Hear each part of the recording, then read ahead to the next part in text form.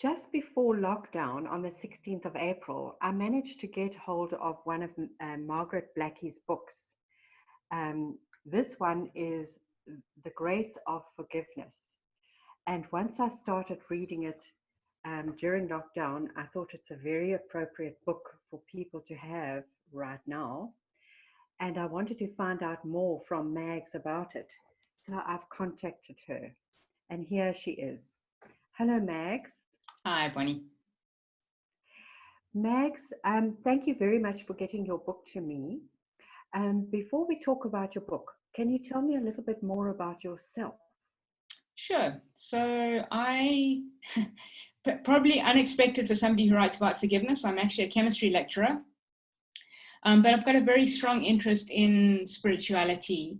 And I've been working as a spiritual director part-time for 15, 16 years now. Um, and writing is part of what I enjoy to do. So I guess I regard it as a little bit of my ministry, is once I process stuff to see if I can put it out there in some kind of written form. And Mags, can you tell me why you chose the subject of forgiveness to write about? Sure. I always say to people, this is the book that I wish that I didn't have to write. I chose to write about it because I struggled so much with it myself. And having struggled so much, I realized that maybe other people have struggled too. And in the book, I tell of what is, in some sense, an incredibly trivial incident. But I think many people struggle with these kinds of things that objectively don't seem very big. But for whatever reason, they really do strike your core. And so the book is really about, it's partly about telling my story, but mostly it's about, for me, having figured out how one can come to forgive, or how one can surrender to the grace of forgiveness, that actually it is possible. And I kind of wanted to share that because none of the books on forgiveness that I had read dealt with that side of things.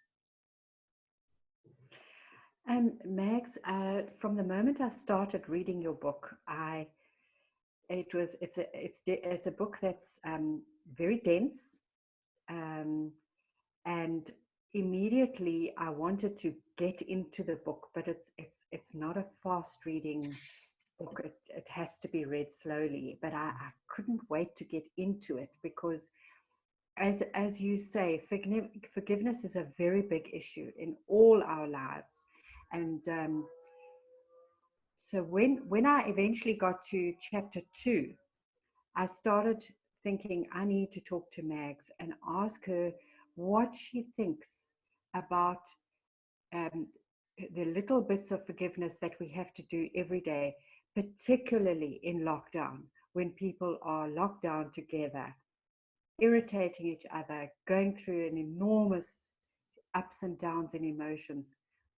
What would you say about forgiveness in this particular time? Mm. Yeah, I think it's a great question, Bonnie. And I think that at this point, I have to admit that I'm locked down alone. So the only person to irritate me is me. So nonetheless, I think that there are a couple of things that are really useful to keep in mind, particularly in these times where it's very difficult to just, get out and go for a walk and clear your head or whatever it is that you need to do. So I think the first thing, which is the most important thing to remember in these times, is that the first hit, the first sort of thing that hurts you is probably not intentional. The first strike almost never is. It's probably thoughtlessness on the other person's part. Everybody's a little bit overstressed at the moment. We're all struggling a little bit. So what we normally do when somebody hurts us or irritates us is we presume that they intended to do it.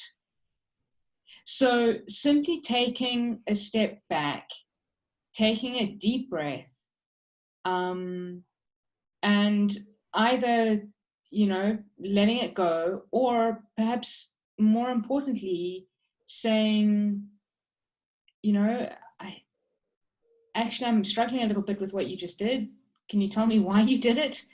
Or, man, I'm really irritable today. Can you just give it a rest? It's that thing of owning what is mine.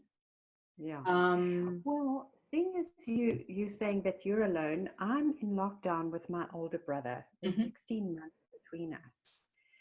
So we don't often see each other, and when we do, it's always lovely to be together. And now, but they are obviously, you have mentioned a lot about families and siblings in your book. A lot of very valuable stuff there for families.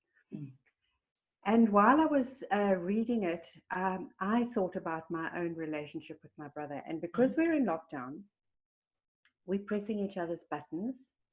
We're saying unintentional things to each other, and we misreading each other. So we've had a few times of we've said to ourselves in our own heads, I'm going to let this go. But because it's lockdown, it's not so easy to let something go, because you don't go away and then see the person a few days later and it's all forgotten. You're intent and it's here. So I'm only relating my own story for the sake of going deeper into your book when people do read it for themselves. Then we had a situation where that particular day we both misread each other completely, but we continued with the conversation. We didn't let it go. And it was very brave on both our parts. It took a lot of courage to bring sibling stuff up. Yeah. And we realized how we had misunderstood each other for so many years. Yeah. So I think lockdown has invited, for me, a process of those little daily forgivings, because I'm with a sibling. Yeah, I think that's absolutely right, Bonnie. And I think that certainly chatting to a couple of people over this period, my own experience of lockdown is a little bit like being on retreat. So, and what I mean by that is that I'm much more aware of my interior ups and downs. And I think that's probably true for most of us, which means that if you're in lockdown with somebody that you care about, you're almost certainly going to rub one another up the wrong way on a fairly regular basis. Yeah. So it's really, it's that deep invitation to a new understanding. And if you can bear to have the brave conversation, it's an incredible opportunity. I'm writing that down because I think that your sentence, a deep invitation to a new understanding, is a wonderful thing to remind people of. And then the courage as well that we need. Carry on, Mags. Yeah, I think that the other thing to say, and the other really important thing to say, is to remember to give the person the benefit of the doubt. Brené Brown has got that wonderful expression about presuming that everyone is doing the best that they can. And I just read that right now before we spoke. And it really does help. It really does change things. If this person really is doing the best that they can, then what is my response? Yeah. That's interesting, because that's exactly what came up in the conversation before I read that part in your book with my brother and I. Our intentions are good.